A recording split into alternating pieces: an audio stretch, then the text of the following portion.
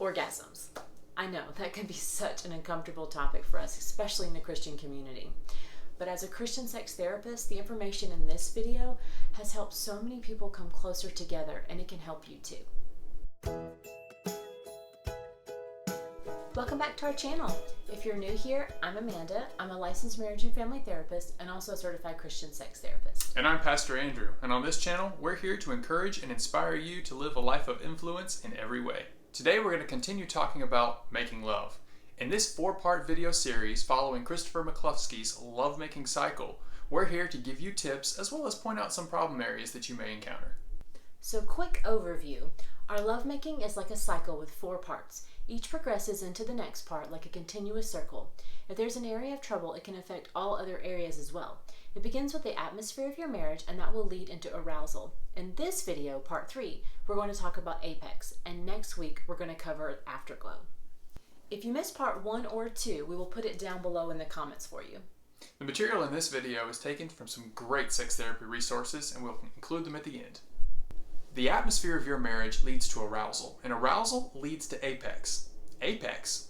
What is apex? Well, it's the 3rd part of the lovemaking cycle, but it takes a truly mature person to understand that the emotional center of the apex is not the orgasm, but rather a deepening of one's feelings and a further connection with your spouse. As a side note, orgasms tend to be much quicker for men than they are for women. Some women are quick, but often it takes a lot longer. So it's really important as the husband that you give your wife the freedom to be who she is and not expect her to be just like you. It's also nice to note that if you are always a half step behind your wife, that will really increase your lovemaking.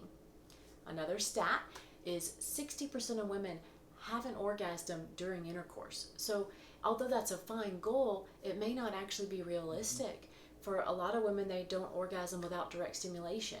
So that's just something to kind of be aware of. It also helps that you allow the wife to teach you. So women, be able to know yourself to be able to share and teach your husband these things. Let's shift our focus onto pleasure building. So when you focus on pleasure building, this is more of a personal experience where you focus on the inner feelings of pleasure building and growing on the inside of you.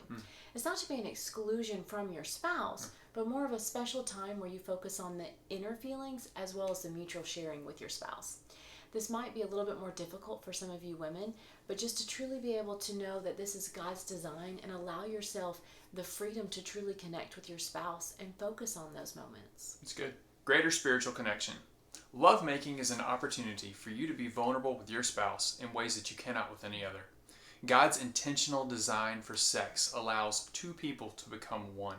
It's a great opportunity to look deeply into their eyes and connect in very, very personal, intimate ways. Abandonment to lovemaking.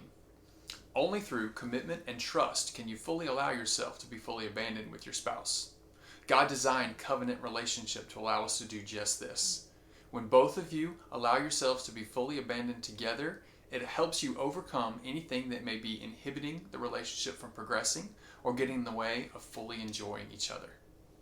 Full abandonment requires a comfortable body image and an acceptance of deep feelings. And I know having a comfortable body image is very deep and truthfully way too much for us to be able to cover in such a short video. But if you are able to allow the acceptance of God's love to truly sink in and pass that confidence over to your spouse, it can be truly powerful. Surrender of control. Letting go is an important part of the process. You have to choose to trust, feel, and allow your spouse in. So many couples are actually having orgasms together, but they're not truly experiencing apexes together, which is a deeper surrender and connection. This is caused by having too many fears and walls up.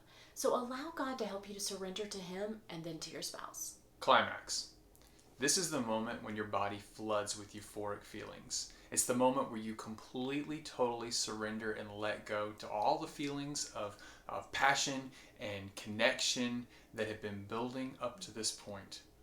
It's important, though, that although apex is the focus, that we remember that orgasms are great. God designed orgasms, and He wants you to experience that too. If this is something that you're struggling with, you can try to work on it with your spouse. Unfortunately, way too much information to cover in just this video. So think about and discuss with your spouse some things that perhaps you feel are getting in the way of your climaxes. Please do not share that in our comments, but discuss privately with your spouse. Yeah. Overcoming apex problems. Inability to orgasm. It is a damaging belief that orgasm is necessary. Premature ejaculation or unconsummated marriages. For some of these deeper issues, you may need to seek help. Perhaps seek out medical help, therapy. You may want to do some physical therapy from a pelvic floor specialist if that's needed. Just if you're struggling with these things, do seek out some sort of help. Check out the titles in the video description below. If you like this video, give us a thumbs up or leave a comment below. Subscribe for more weekly influential encouragement and inspiration. And don't forget to hit the bell so you don't miss anything. Next week, we're going to continue our series on part 4, Afterglow. See you next time. Bye.